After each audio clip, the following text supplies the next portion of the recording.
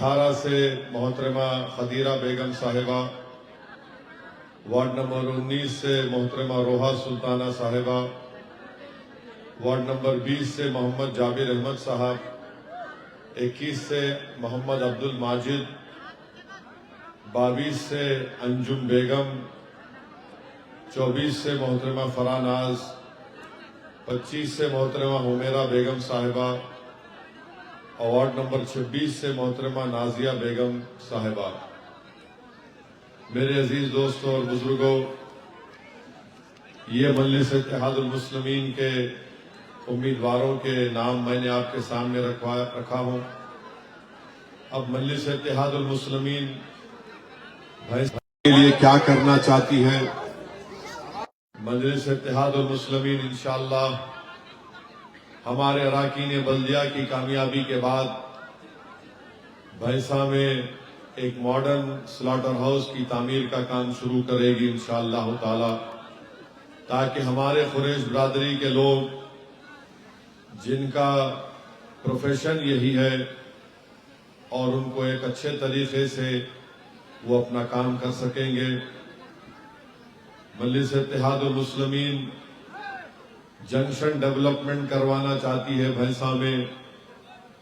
टीपू सुल्तान चौक और छत्रपति शिवाजी महाराज चौक, मौलाना आजाद चौक और स्वामी विवेकानंदा चौक को, इन जंक्शंस को डेवलप किया जाएगा।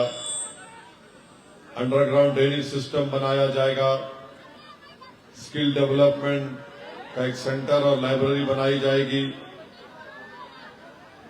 इंदिरम्मा हाउसेस को मंजूरी दी जाएगी।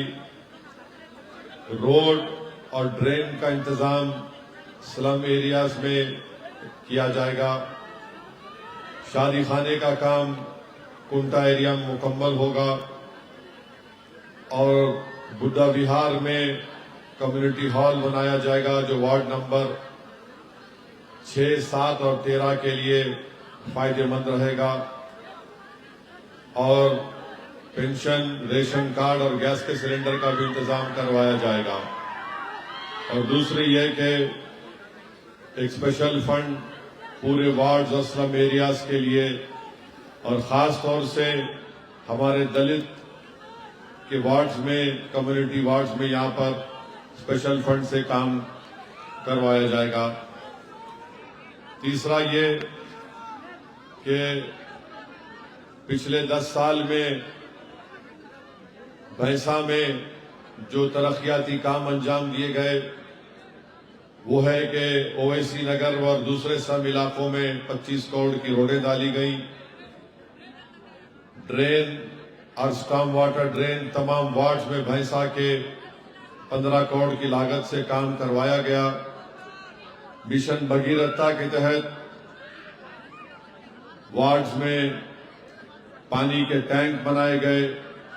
4 टैंक 50 लाख लीटर की कैपेसिटी और उसकी कुल लागत थी 40 करोड़ रुपये। सेंट्रल लाइटिंग पोल, हाई मास लाइट लगाया गया 15 करोड़ की लागत से। डिवाइडर और जंक्शन बनाए गए 15 करोड़ की लागत से। 250 सीसीटीवी कैमरे लगाए गए। पुलिस स्टेशन में कंट्रोल रूम बनाया गया 5 करोड़ बल्दिया के फंड से। आसरा पेंशन 14,000 पूरे वार्ड्स में दिए गए। एससी कॉम्प्लेक्स मेन रोड पर 20 दुकानें हमारे दलित भाइयों के लिए, बेरोजगार बच्चों को दिया गया। अंबेडकर स्टैचू जो बस स्टैंड पर था उसके लिए जमीन दी गई और Ambedkar statue Siddharthnagar ward number 13 में काम हुआ।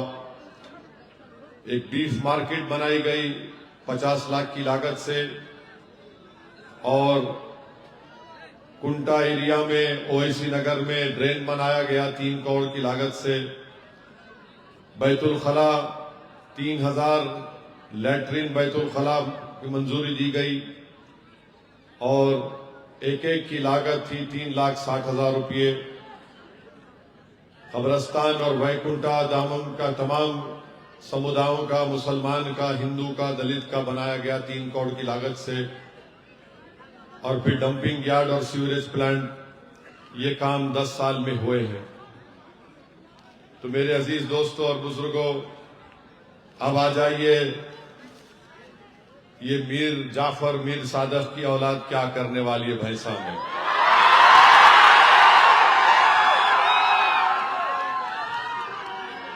एक बात याद रखिए आप, इस मुल्क को आजादी जब जंग लड़ी जा रही थी ना, तो जब जंग अंग्रेजों से लड़ी जा रही थी तो आरएसएस के लोग इस जंग में हिस्सा नहीं लिए। आरएसएस के लोग इस जंग में हिस्सा नहीं लिए। भाई देखो, जरा खामोश सुनो, जरा अहम बात है। मैं बहुत दूर से फिर के आ रहा हूं, जावेद साहब के हस्ते आया मैं। आप जरा आराम से बैठो। हाँ, अरे तुम ठहरो जी, तुम भी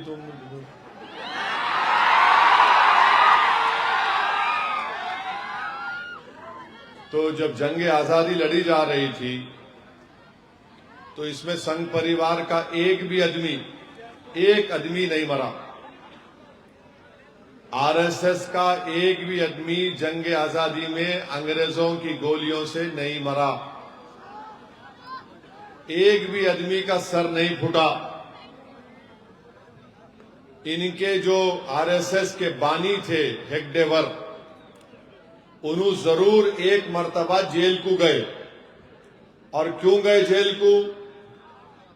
खिलाफत मूवमेंट में जब मुसलमान तकरीर कर रहे थे महात्मा गांधी के साथ, तो खिलाफत मूवमेंट में हेगडेवर साथ थे।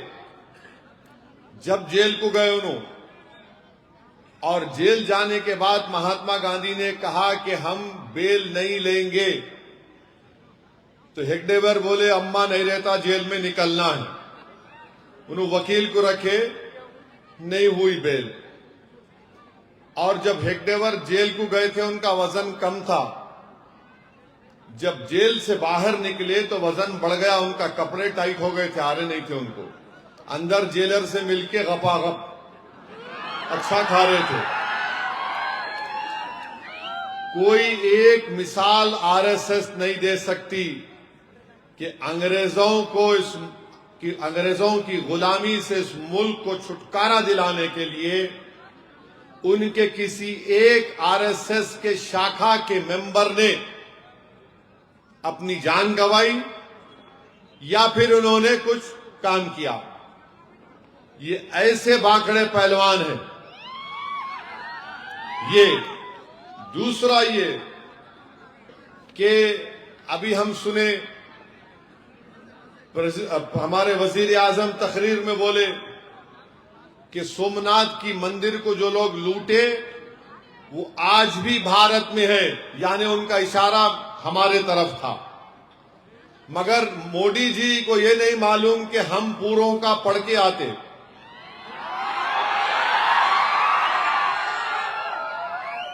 तो सालार अपनी तकरीर में बोलते थे कि अगर किसी को अपनी जन्म पत्री मालूम करना है तो मंजलिस पे कंकर फेंक के देखो, हम पूरा खोल देते छिजरा तुम्हारा। 1950 के ऑर्गेनाइजर मैगजीन में गोलवालकर, जिसको मोदी अपना गुरु बोलते, उन्होंने उसमें ये लिखे, अच्छा हुआ लाया मैंने, तो बोलते नहीं लाया, ये कागज है। आरएसएस वालों, तुम्हारे को रात में नींद नहीं आती। अब जनवरी 4, 1950 का गोलवालकर का बयान ऑर्गेनाइजर मैगजीन में है कि वो लिख रहे, क्या लिख रहे?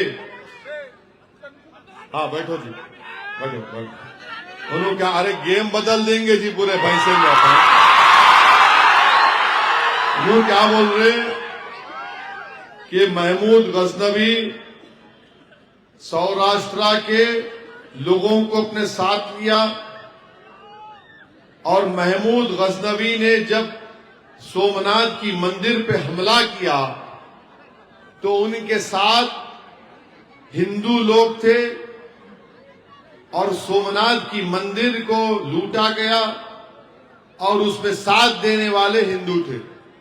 हम मोदी जी से और आरएसएस के जो लोग आज विड्रॉ हो गए, मेरे आने से पहले विड्रॉ हो गए। उनको मालूम था मैं आने से पहले भाग जाना। तो अब ये सच है या झूठ है बोलो? ये सच है। आरएसएस वालों गोलवालकर ये बात कह रहे हैं। कौन थे वो लोग जो महमूद गजनवी के साथ सोमनाथ की मंदिर को लूटे? उनका नाम बोलो। आप नहीं बोल सकते। और आपको जानकर हैरत होगी कि जब पूरे भारत में क्विट इंडिया मूवमेंट हो रहा था, जितने लोग उस वक्त जो भी थे एमएलए, एमपी, सब इस्तीफा दे रहे थे। कौन मोहम्मद अली जिन्ना के साथ हुकूमत बनाया? कौन थे वो जिन्ना जो भारत टू नेशन थियरी की बात किया, जिसको हमने, हमारे बुजुर्गों ने मुस्तरद किया, रिजेक्ट किया? बताओ आरएसएस वालों, क्या श्यामा प्रसाद मुखर्जी और मोहम्मद अली जिन्ना के साथ तुमने हुकूमत की नहीं की अंग्रेजों से मिलकर? और श्यामा प्रसाद मुखर्जी उस कैबिनेट में मंत्री थे जिसका चीफ मिनिस्टर वो आदमी था जिसने मुस्लिम लीग के कॉन्फ्रेंस में पाकिस्तान का करारदाद या रेजोल्यूशन को मूव किया था। तो याद रखो आप, ये इनकी तारीख है। श्यामा प्रसाद मुखर्जी मुस्लिम लीग के साथ मिलकर हुकूमत कर रहे थे। पूरे भारत में लोग क्विट इंडिया बोल रहे थे अंग्रेजों को। लिनिंगडो को श्यामा प्रसाद मुखर्जी ने क्या खत लिखा वो भी मैं जानता हूं, मगर आपको इनकी तारीख बता रहा हूं। और मेरे अजीज दोस्तों और बुजुर्गों, आज जो भैंसा में अभी जावेद साहब बोले कि वार्ड नंबर 24 में यहां पर आरएसएस के लोग, हिंदू वाहिनी के लोग एक आजाद को सपोर्ट करो बोल के बोल रहे, और यहां पर कांग्रेस भी नहीं है। यानी ये पूरे तेलंगाना में भैंसा एक वाहिद जगह है जहां पर कांग्रेस पार्टी भैंसा की ओपनली आरएसएस को बोल रही I love you.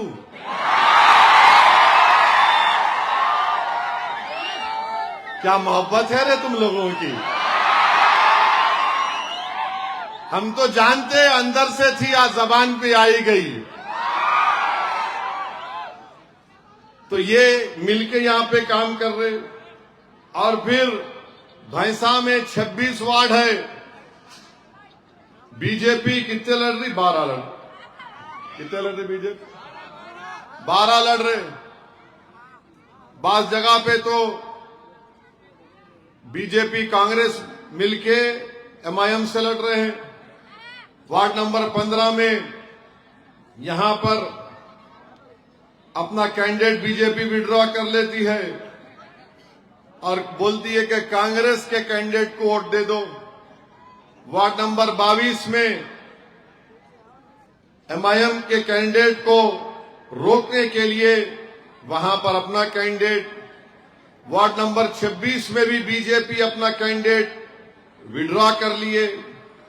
Ward number 24, 25, 26 में बीजेपी अपना कैंडिडेट उठा लिए और उनको बोल रहे इंडिपेंडेंट का साथ दो।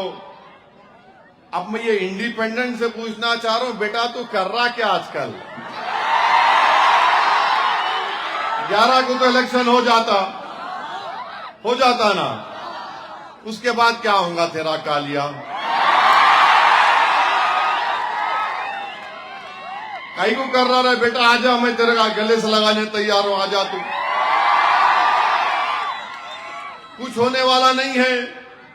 खामखा सर फोड़ रहे तुम। और ये बीजेपी कांग्रेस वालों, याद रखो तुम्हारी ये लव स्टोरी को पूरे भारत में बोलूंगा मैं अब। 2026 love story of Congress and BJP in भैंसा। क्या है ये? एक जाबिर चेयरमैन नहीं बनना, पूरे एक हो गए मनम मनम वकटी। ये क्या है बाबा? ये सेकुलरिज्म है। अच्छा, आपको मालूम कांग्रेस का कांग्रेस पार्टी का रेजोल्यूशन है, मेरे ख्याल से लाहौर में एक रेजोल्यूशन हुआ था आजादी से पहले, जिसमें कांग्रेस पार्टी का वर्किंग कमेटी का रेजोल्यूशन ये बोलता है कि कोई कांग्रेसी आरएसएस का मेंबर नहीं बन सकता। मैं पूछना चाह रहा हूं, तुम किस बुनियाद पर यहां पर बीजेपी से हाथ मिला के इलेक्शन लड़ रहे? किस बुनियाद पर आप बीजेपी से हाथ मिला के इलेक्शन लड़ रहे? आप सिर्फ भैंसा में एक चेयरमैन मजलिस इत्तेहादुल मुस्लिमीन का ना बन जाए। मेरे अजीज दोस्तों और बुजुर्गों, मेरी आप सदबन गुजारिश है कि 11 तारीख के दिन आपको अपने के वोट का इस्तेमाल करना है। भैंसा में अगर कोई ऐसे भी लोग हैं जो ज्यादा खुद एतमादी का शिकार हैं, नहीं हम जीत रहे, अगर आप वोट नहीं डालेंगे अपना, तो याद रखिए आने वाली नस्लें उन वोट नहीं डालने वालों को माफ नहीं करेगी। बीजेपी का एक एजेंडा है। बीजेपी का एजेंडा क्या है? बुलडोजर लाओ, घर तोड़ो। बीजेपी का एक एजेंडा है गोश्त के नाम पर पीटो। बीजेपी का एक एजेंडा है गाय की रक्षा के नाम पर मॉब लिंचिंग करो। बीजेपी का एक एजेंडा है कि अगर जहां कहीं भी इबादत हो रही, चाहे वो ईसाइयों की हो, मुसलमानों की हो या किसी की हो, नहीं मजहब तब्दील किया जा रहा, वहां पर कुछ जाके गड़बड़ करो, नाम देखे बाबा नाम बदल दो। ये बीजेपी का एजेंडा है।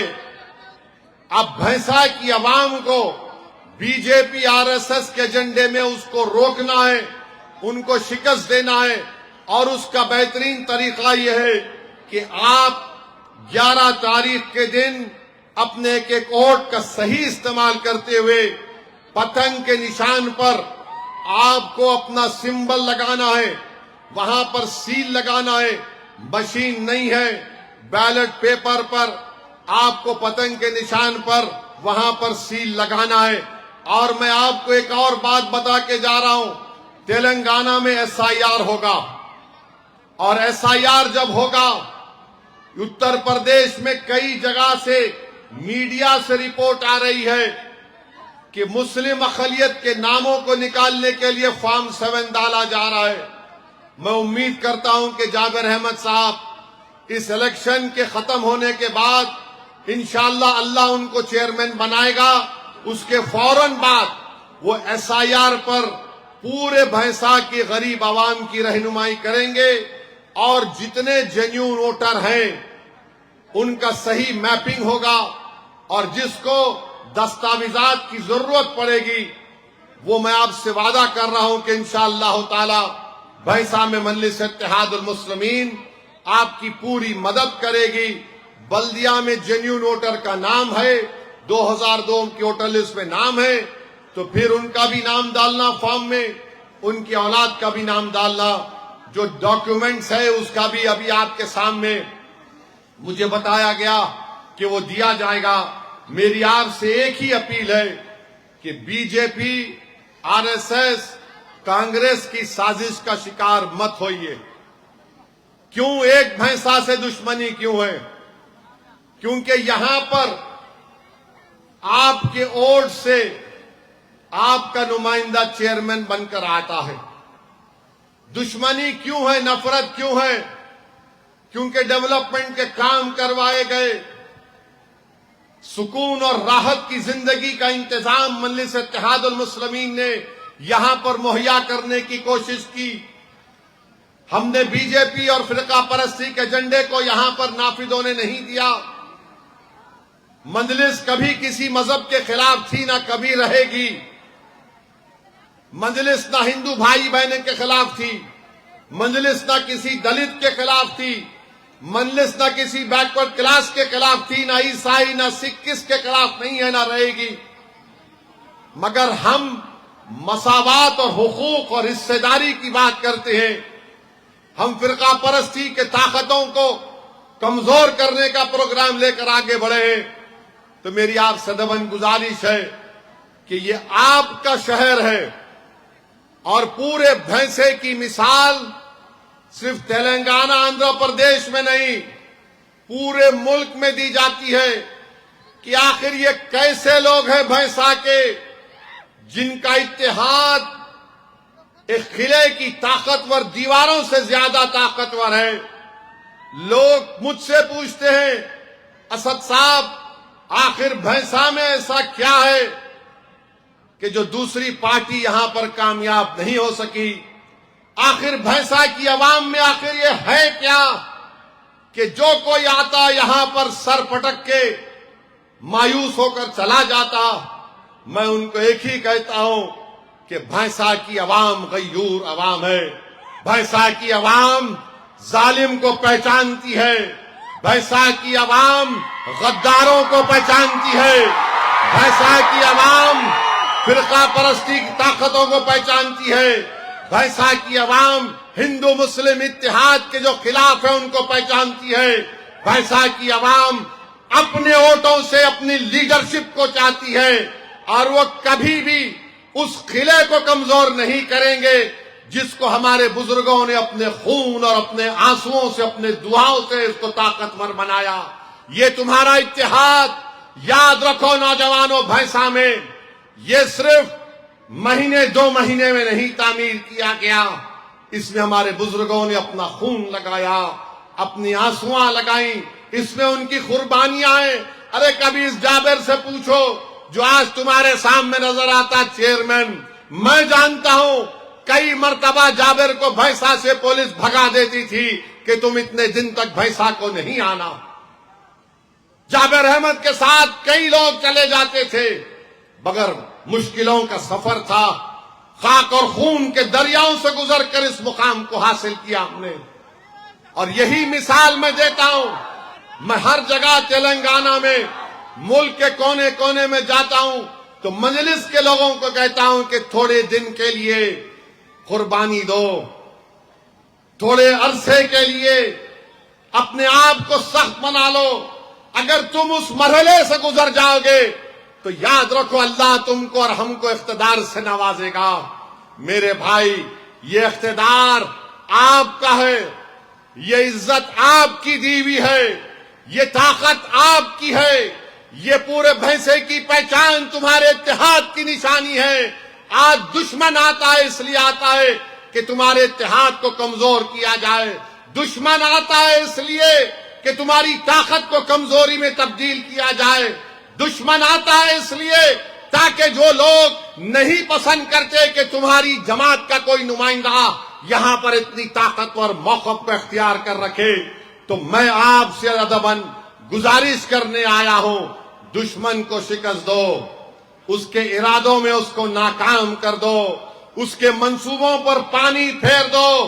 तुम एक शीशा पिलाई हुई दीवार की तरह मुत्तहिद हो, उस इत्तेहाद को और मजबूत कर लो।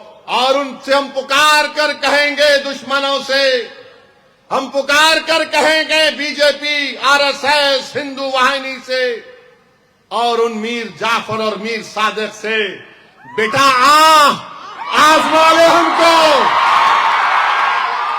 आजमा ले। ये इत्तेहाद की दीवार गिरने वाली नहीं है इंशाअल्लाह ताला। जाबिर अहमद मर जाएगा, असदुद्दीन ओवैसी मर जाएगा, हम कब्रों में हमारी हड्डियां गल जाएंगी, मगर खुदा की कसम ये भैंसा हमारा किला था और हमेशा रहेगा। ये हमारे इत्तेहाद का किला है, ये हमारी सियासी ताकत का किला है, ये हमारी पहचान है और इंशाअल्लाह ताला वो रहेगा। मुझे इस बात की पूरी उम्मीद है कि अल्लाह इन तमाम लोगों के मंसूबों को नाकाम कर देगा इंशाअल्लाह ताला। मेरे अजीज दोस्तों और बुजुर्गों, डरने और घबराने की जरूरत नहीं है। बिहार में भी ऐसी हुआ, बिहार में भी ऐसे हुआ। मैं प्लेन में एयरपोर्ट पर था, बागडोरा जा रहा था, तो ऐसे ही कोई दानिश्वर लोग मिल गए। ज्यादा दो लफ्ज अंग्रेजी के क्या बोलते, इनको समझ में आता कि इनके सर से सींग निकल रहा है। सुबह की फ्लाइट, मेरे को आके बोले हाउ आर यू। मैं देख के बोला अल्हम्दुलिल्लाह। Where are you going. मैंने कहा वेर एवर अल्लाह विल्स। फिर बोले आप गालिबन आप, मतलब वहां नहीं, अभी नहीं है वो टाइम, वो नहीं जानते, अल्लाह जानते। नहीं आप बिहार। मिला हाँ बिहार जा रहा हूं। मिला चलो लाइन आ गई। अब शुरू हो गए नु। बाज लोग छोड़ते नहीं, देखो आप कमेंट्री पे लग जाते हैं। क्या होगा बिहार में, कुछ भी नहीं होता। खामोश बैठा, मैंने जान दो भाई, अख्तियार है बोलने का, बोलने दो। एक बार बोले, दो बार बोले, तीसरी मर्तबा में मेरे को बोले नहीं गठबंधन को वोट पड़ रहा और बीजेपी और गठबंधन में ही मुकाबला है। मेरा होगा भाई आपकी सोच, मैं क्या बोलने, आप कुछ बोल रहे नहीं। मैं बोला क्या बोलूं तुम्हारे को, मैं तुम्हारे से क्या बात करूं। तुम मेरे 4 एमएलए तोड़ लिए, मगर जो रिश्ता मजलिस ने सीमांचल की आवाम से बना लिया, जिस तरह का रिश्ता भैंसा ने मजलिस से अपना लिया, मिला उसमें कुछ फर्क नहीं पड़ा। आप लाख कर लो, हम जीत रहे। बोले नहीं आप बेकार वक्त खराब कर रहे, आप इतने पढ़े लिखे हैं। मैं जब मेरा दिमाग फिर गया, बोला तेरे लिए नहीं पढ़ा मैं। मेरे मरहूम वालिद ने मुझसे कहा जाओ बैरिस्ट्री की डिग्री लाओ, इस गरीब अवाम की खिदमत करना है। मैं उसके लिए पढ़ा। मिला तेरी मुंह से तारीफ सुनने के लिए नहीं डिग्री लिया मैं। मिला आप ज्यादा बात नहीं करना, प्लेन में कुर्सी में बैठो, प्लेन उड़ेगा, प्लेन लैंड करेगा, हम जाके जीतेंगे। और तुम्हारे पूरे तुम जो बातें कर रहे ना, पूरे के पूरे नहीं बोलता मैं यूं। अरे ऐसा बात कर रहे। अरे मिला सुबह सुबह तुम क्या लगा लिए बाबा। वहां गए बिहार में, सब ऐसी बोलो नहीं हैदराबाद की बिरयानी नहीं पकती, कुछ नहीं है यहाँ पे गठबंधन, यहाँ पे वो सरकार बदलना है। बीजेपी वाले बोल रहे कुछ नहीं होगा, ओवैसी खत्म, जनाजा निकल गया। हम 1 दिन 2 दिन सुने, आखिर में बोला सुनो, यहां पर इंशाअल्लाह ताला मजलिस जीतेगी और ऐसी जीत हासिल करेगी कि हम गेम बदल देंगे इंशाअल्लाह ताला, पूरा गेम बदल देंगे। तो आपको भी 11 तारीख को बीजेपी, कांग्रेस, आरएसएस, हिंदू वाहिनी, ये मीर जाफर, मीर सादिक का गेम बदलेंगे। तो जोर से बोलो 11 के दिन गेम बदल देंगे, गेम बदल देंगे। अब नियाती रात में नहीं लोगों को, अब नियाती किसको बुलाते बुला लो। अमित शाह सुना 8 तारीख को आ रहे, निर्मल को, उनको बुला लो। यहां पे कुछ भी नहीं होने वाला है, कुछ नहीं होने वाला है। आप देखो ये कैसे लोग हैं, नहीं इनको इंडिपेंडेंट को सपोर्ट करेंगे, उनको वो करेंगे, कुछ भी नहीं होने वाला। ये पूरे के पूरे इंशाअल्लाह ताला अपनी जमानतों को अल्लाह जब्त करवाएगा इन लोगों की। और मैं नौजवानों को बता रहा हूं, मैं बचपने से अपने मरहूम वालिद के साथ, जब मेरी उम्र 12 या 13 साल की होगी, हम लोग भैंसा को आ रहे। कभी आते थे तो कभी जाबिर साहब या तो जेल में मिलते थे या फिर मालूम होता कि शहर बदर कर दिए गए। वो डाक बंगला शायद आज भी है, वो डाक बंगला आज भी है मेरे भाई। मैं आपको बात कर रहा हूं, 40 साल के ऊपर की बात कर रहा हूं। मैंने अपनी आंखों से देखा कि मेरे मरहूम वालिद, मेरे कायद, लाइट बंद हो जाती थी तो चद्दर लाकर उस डाक बंगले के, बड़ा चबूतरा भी है नहीं मालूम मेरे को, उस चबूतरे पे कायद चादर बिछाकर सो जाते थे, क्योंकि हम आदी नहीं थे। मैं देखता था कि मजलिस के रहमत हुसैन जैदी मरूम, अल्लाह उनकी मग़फ़िरत करे, और मोहतरम अहमद पाशा कादरी साहब सालार के साथ जाते थे। मेरे भाई, ये मुश्किलों का सफर था, तब जाकर ये सब मुकाम हासिल हुआ। और आज जितने लोग इलेक्शन लड़ रहे, मैं इन सब से बोल रहा हूं, खबरदार, तुम मंजलिस से बढ़ के नहीं है, याद रखो। और तुमको याद रखना है, तुम जीतना आसान है, वफादारी करना बहुत बड़ा मुश्किल काम है। वफादार रहो जमात के।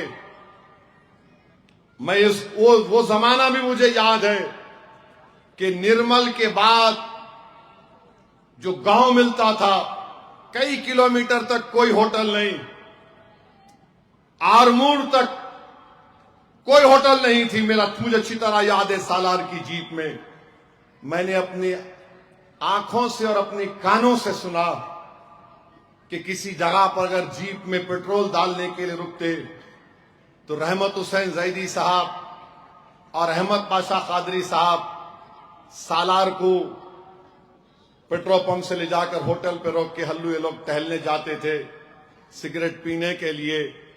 और अगर उस दुकान पर कोई एक मुसलमान मिल जाता तो उसको बोलते, भाई मंजलिस को मनाओ, मंजलिस की रुकने साजी करो, मंजलिस को, पार्टी को मनाओ, देखो हमारे कायद सालार आए। वो बेचारा शख्स दौड़ के आकर मिलते थे सालार से। मेरे भाई, ऐसा कर करके पूरे तेलंगाना में मजलिस इत्तेहादुल मुस्लिमीन को सालार मिल्लत ने, रहमत हुसैन जैदी ने, शेख मोहम्मद अख्तर ने, सैयद अहमद पाशा कादरी ने, इन लोगों ने बहुत नुमाया रोल अदा किया। आज कोई इस दुनिया में नहीं है। आज पाशा चले गए। मैं आपको बताऊं कि मैंने मजलिस इत्तेहादुल मुस्लिमीन ने अपने शरीक मोतमद को खोया है, मगर मैं एक ऐसे शख्स से महरूम हो गया जो मजलिस के उस दौर को भी देखा था जब लोग सिर्फ साइकिल या मोटरसाइकिल पर दारुस्सलाम को आते थे। मैं ऐसे शख्स से महरूम हो गया, उसके तजुर्बे से, जिसने अब्दुल वाहिद ओवैसी को देखा, सालार के साथ जेल को गए, मुश्किलात उठाई। बिदर के 16 सुतून की मस्जिद में अहमद पाशा कादरी 3 या 4 महीने से ज्यादा जेल में थे। मेरे भाई, हम अपने बुजुर्गों की कुर्बानियों के नतीजे से अल्लाह ने हमको इस मुकाम को अता किया। वैसे के नौजवानों, अब तुम्हारी बारी है कि तुमको अपने मजबूत खंडों पर इस जमात को लेकर आगे बढ़ना है। नहीं मालूम मेरी जिंदगी का चिराग कब बुझ जाए, अल्लाह जानता है, मगर मेरी एक ही ख्वाहिश है। मैं हमेशा अल्लाह से दुआ करता हूं कि रब्बे करीम, हक तो यह है कि हक अदा ना हो सका, तूने बेशुमार नेमतों से मुझे नवाजा। अल्लाह, मेरी आंख बंद होने से पहले मेरी एक ही ख्वाहिश यह है कि हिंदुस्तान के कोने कोने में भैंसे की तरह इत्तेहाद पैदा हो जाए। मेरी एक ही दुआ है कि जिस तरह कौम की तड़प यहां के बच्चों में है, यहां के बुजुर्गों में है, और खास तौर से यहां की माओं में है, उस तरह का धड़कता हुआ दिल अल्लाह उनको दे दे। और मुझे यकीन है कि इंशाअल्लाह ताला वो दिन आएगा। मैं रहूं या ना रहूं, मेरी इस तकरीर के अल्फाज को तुम याद रख लेना। ये नौजवान, तुम देखोगे वो दिन कि हमने कहा था, और इंशाअल्लाह ताला हम उस दिन को हासिल करेंगे। दुश्मनी क्यों है? दुश्मनी इसलिए है कि मजलूमों को लीडर बना रही है मजलिस। दुश्मनी क्यों है कि नहीं देखना चाहते ऊंची कुर्सी पर। दुश्मनी क्यों है कि हम इसके सामने ठहरेंगे, ये हमारे सामने कुर्सी पर बैठेगा पैर पे पैर डालकर। यही नफरत है। ये हमको ये चाहते हैं कि हम इनके सामने हाथ बांधकर सर झुकाकर बात करें। सालार ने हमको ये मिजाज दिया मजलिस इत्तेहादुल मुस्लिमीन ने हमको मिजाज दिया कि कुर्सी भी हमारी होगी, हम बैठेंगे कुर्सी पर, पैर पर पैर डाल कर तेरी आंख में आंख डालकर बोलेंगे ये काम तेरे को करना पड़ेगा, ये गरीबों का काम है। यही चीज इनको पसंद नहीं आती। क्यों दुश्मनी है मुझसे? क्यों मेरी गाड़ी पर 6-6 गोलियां चलाई गई? मारने वालों ने कहा बहुत बोलता है इन्हें, इसकी जबान बड़ी तड़क है। अरे जबान तो तड़क ही रहेगी। इंसान को अल्लाह ने जबान दी ताकि जालिमों को जालिम बोल सके। अल्लाह ने इंसान को जबान दी ताकि मजलूम का साथ दे सके। अगर ये गुनाह है तो सुन लो जालिमों, तुम्हारी गोलियां खत्म हो जाएंगी, मैं मर जाऊंगा, मगर हजारों मेरी तरह लोग खड़े हो जाएंगे और इस कौम की खिदमत के लिए ना सिर्फ खिदमत करेंगे बल्कि उनका मुकाम दिलाएंगे। तो मेरे अजीज दोस्तों और बुजुर्गों, मेरी आपसे अपील है कि 11 तारीख के दिन अपने के कोर्ट का इस्तेमाल करिए, इनकी बातों में मत आइए। मेरी तकरीर के बाद अब शैतान ज्यादा एक्टिव हो जाता, कल सुबह से उन्हें शुरू हो जाता, अरे नहीं आया इन्हें, तो कल से शुरू बोली नहीं नहीं ऐसा नहीं है, माहौल कुछ है भाई, उन्हें वैसा इन्हें वैसा, कुछ नहीं होता, ये सब रेशमी नाड़े हैं, याद रखो, कुछ होने वाला नहीं है। महाराष्ट्र में गए कि वीडियो एक आ गया, इम्तियाज जलील महाराष्ट्र के मुसलमानों का सबसे बड़ा लीडर बन चुका है अल्हम्दुलिल्लाह। वो ऐसा हो गया, अरे मैं बोला बाबू कुछ नहीं होगा, सब खेल खेल लिए पूरे लोग, जैसा यहाँ खेल रहा है ना इन्हें, झम्मक झक्का है, झम्मक झक्का, वो क्या बोलते हैं उसको, वो इमली के कौन से वो घेरा डालते देखो, हाँ यूं लेके टाप मारे ना तो पूरा चुनचों, उसको तुम चुनचे खेल रहे ना, खेलो, मालूम होता तुम्हारे को, अब वो भी नहीं आता मालूम मेरे को, हम गेम बदल देंगे पूरा इंशाअल्लाह ताला। तो मेरे अजीज दोस्तों, महाराष्ट्र में 33 कारपोरेटर औरंगाबाद में मजलिस के जीते, कितने? 33। शिंदे नीचे, उद्धव ठाकरे नीचे, कांग्रेस नीचे, शरद पवार नीचे, सब परेशानी आखिर है क्या रे भाई?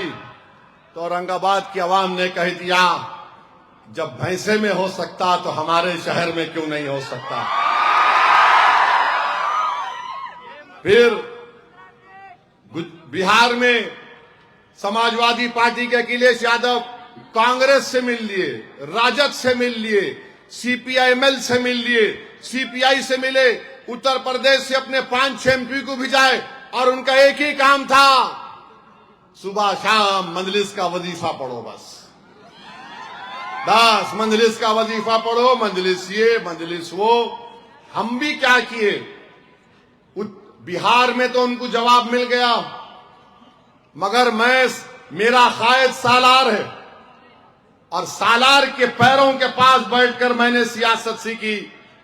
सालार ने हमको ये बताया कि कभी भी किसी का कर्जा बाकी नहीं रखना। हम लोग गए शिवाजी मानखुड़ में, समाजवादी पार्टी का एमएलए अतीक एक नौजवान है, उस नौजवान को देखे तो मुझे जाबिर अहमद साहब की जवानी याद आई। उस बच्चे ने सिर्फ 12,000 वोट से असेंबली की सीट नहीं जीत सका। हमने कहा अतीक, बलाला साहब को जिम्मेदारी दी गई, अल्हम्दुलिल्लाह बलाला साहब और तमाम जिम्मेदारों ने बड़ी मेहनत की, अल्लाह उनको उसका दीन दुनिया में अजर दे। वहां पर 8 वार्ड है, पूरी ताकत लगा दिए समाजवादी कांग्रेस वाले, उद्धव ठाकरे के लोग भी आ गए, नहीं नहीं नहीं मजलिस नहीं जीतना। 8 में से 6 वार्ड मजलिस जीती, 6 वार्ड। एक दलित उबाले साहब जीते और पूरे मुंबई में 8 कारपोरेटर हमारे जीते। पूरे मुंबई में परेशानी आ गई, अरे ये क्या हो गया, कैसे हुआ? और लोग हमको फिरका परस्त बोलते। हैदराबाद को मेरे पास आए, वो 8 कारपोरेटर आकर बोले कि साहब किसको फ्लो लीडर बनाना हम मुंबई की बल्दिया में। मैंने कहा मेरा दिल बोलता है ये दलित नौजवान उबाले साहब को लीडर बनाओ। आज मुंबई में, मुंबई की बल्दिया में अगर कोई लीडर है मजलिस इत्तेहादुल मुस्लिमीन का, तो उसका नाम उबाले है, जो दलित है, दलित लीडर है। बोलो अब तुम क्या बोलते इसको। मेरे अजीज दोस्तों और बुजुर्गों, बिहार में कामयाबी मिल गई, महाराष्ट्र में अल्हम्दुलिल्लाह 125 कारपोरेटर म्युनिसिपल कारपोरेशन में कामयाब हुए, 80 म्युनिसिपैलिटी में 1.5 महीना पहले कामयाब हुए। तो करीब मजलिस के 200 कारपोरेटर हैं पूरे महाराष्ट्र में इम्तियाज जलील की क़यादत में। तो मेरे अजीज दोस्तों और बुजुर्गों, 11 तारीख के दिन अपने एक एक वोट का सही इस्तेमाल करिए। जहां पतंग का निशान दिखा वहां पर ठप्पा मारिए, अपने इत्तेहाद को बचाइए, उसको मजबूत करिए। और ये लोग जो आए हैं ये सिर्फ कोशिश कर रहे हैं, इंशाअल्लाह ताला अल्लाह इनको शिकस्त देगा। मुझे पूरा यकीन है आप पर कि आप यहां पर भारी अक्सरियत से पूरे मजलिस के अराकीन बल्दिया को कामयाब करेंगे। और मुझे जानकर बड़ी खुशी हुई कि 3 ऐसे वार्ड हैं ओपन कैटेगरी के हैं, खवातीन के लिए महफूज हैं। यहां पर मजलिस ने हमारी दलित बहनों को यहां से उम्मीदवार बनाया है। मैं हमारे दलित भाइयों को, बहनों को, बल्कि बैकवर्ड क्लास के हमारे हिंदू भाई बहनों को कह रहा हूं, मोदी बोलते हैं ना कि सबसे बड़ा बैकवर्ड क्लास का नेता मैं हूं। यूजीसी के रेगुलेशन बनाए गए कि किसी यूनिवर्सिटी कॉलेज में भेदभाव नहीं होगा, अकलियतों से, बैकवर्ड क्लास से, दलित से, आदिवासी से। सुप्रीम कोर्ट में कोई चैलेंज किए, स्टे कर दिए। ये ऐसी हुकूमत है जो सुप्रीम कोर्ट को ये नहीं बता सकी कि रोहित वेमुला को क्यों मौत हुई थी। रोहित वेमुला की हैदराबाद सेंट्रल यूनिवर्सिटी में, महाराष्ट्र में एक मुसलमान डॉक्टर बच्ची आदिवासी थी, उसकी मौत क्यों हुई। हमारे बैकवर्ड क्लास के भाइयों से कह रहा हूं, तुम मुझसे नफरत करो, मुझे कोई इसकी फिक्र नहीं है, मगर कभी ये तो पूछ लो मोदी से कि जो रेगुलेशन बनाया गया था इंसाफ के लिए, सुप्रीम कोर्ट ने उसको स्टे क्यों दिया। अरे कभी चश्मा उतार कर देखो हमारी नफरत का, तो तुमको अंदाजा होगा कि हमारा दिल तुम्हारे लिए धड़कता है। मगर अगर तुम नफरत का चश्मा लगाकर देखोगे तो फिर उसका इलाज मेरे पास नहीं है। मेरे भाई, ये मैं आरएसएस बीजेपी के लोगों से पूछना चाह रहा हूं, ट्रंप हमको बोलता है, वो गोरी चमड़ी वाला, कि भारत ऑयल तेल किससे खरीदेगा। ट्रंप बोल दिया मोदी को रशिया से मत खरीदो, मोदी बोल दिया यस सर। ट्रंप बोल दिया वेनेजुएला से खरीदो, ओके सर। चाइना ने 80% हथियार वो जालिम पाकिस्तान को दिया, अब मोदी बोल रहे चाइना को रेड कारपेट आओ, पैसा लगाओ। भारत का चीफ ऑफ आर्मी स्टाफ किताब लिखा, उस किताब के इख्तिसामात एक कैरेवन मैगजीन में छापे गए, जिसमें चीफ ऑफ आर्मी लिख रहा है कि मुझे इत्तला मिली कि लद्दाख में चीन के टैंक आ रहे हैं, मैं क्या करूं। मोदी को बोले, डिफेंस मिनिस्टर को बोले, एनएसए को बोले, जितने बड़े बड़े लोग पूरों को बोले, अरे आ गए, आ रहे हैं। तो मोदी की तरफ से क्या जवाब आया, जो उचित है वही करो। हाँ बोलो, यहां बड़े डराते हमारे को। अबे वहां पे क्या हुआ, मोदी जी बोले जो उचित है वो करो। ये क्या बात हुई? ये क्या बात हुई बताओ आप? जो उचित है वो करो। अरे बोलना था मार के उखाड़ के भगाओ उन लोगों को। बल्कि मोदी जी तो मिलिट्री के ऑपरेशन में एक्सपर्ट है, मालूम आपको? याद है? याद है?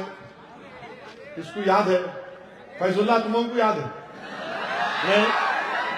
फैजुल्ला हंसे तो कितना अच्छा दिखते जी।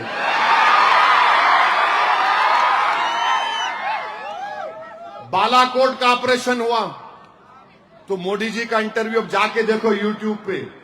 मोदी जी बोल रहे, फौज ने मुझसे पूछा, मैंने कहा बादल है, बादलों का सहारा लेकर पाकिस्तान पर सर्जिकल स्ट्राइक कर दो। मोदी जी बादल को देख के बोले हमला कर दो। माने मोदी जी को शायद नहीं मालूम कि प्लेन का जो रेडार रहता वो दुश्मन को मालूम होता था। मगर मोदी जी बोले बादल है, मैं बादल देख रहा हूं दिल्ली से, बादल। अरे जब आप बादल देख के बालाकोट का स्ट्राइक करो बोले, यहां पे आप क्या बोल दिए? जो उचित है वो करो।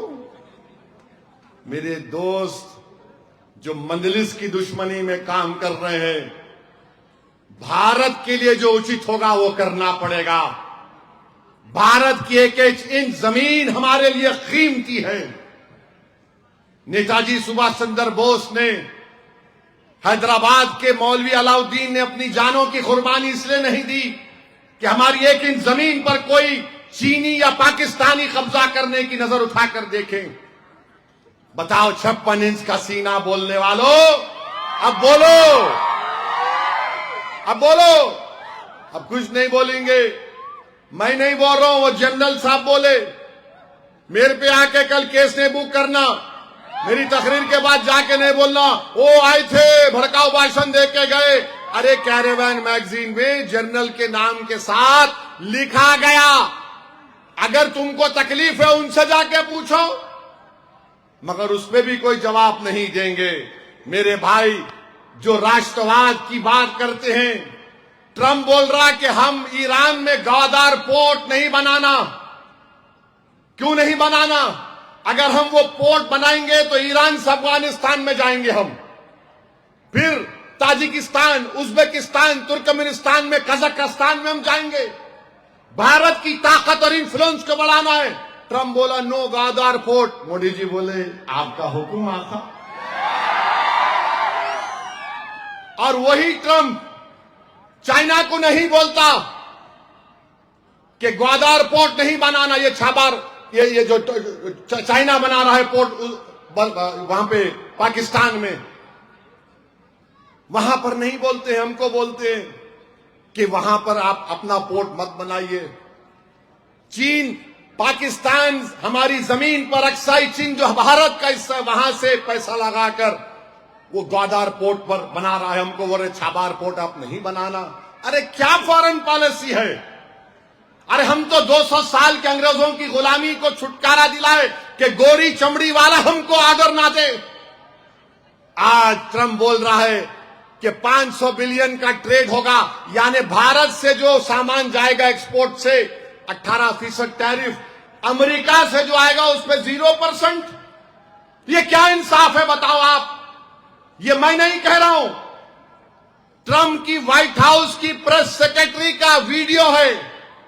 बोलो बीजेपी आरएसएस वालों, ये तुम्हारी देशभक्ति है कि गौरी चमड़ी वाला बोलेगा कि हम तेल किससे खरीदना, कल गौरी चमड़ी वाला बोलेगा कि सांस कब लो, सांस कब मत लो।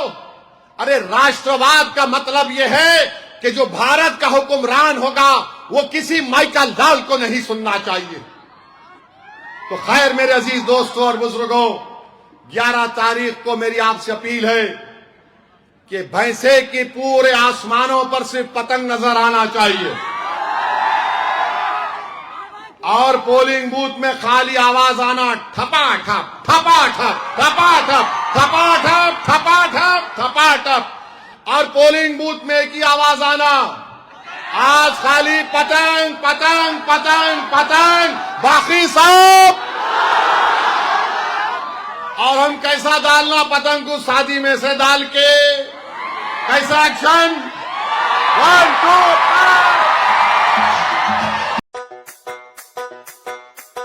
पूरा गेम बदल देंगे इंशाअल्लाह ताला।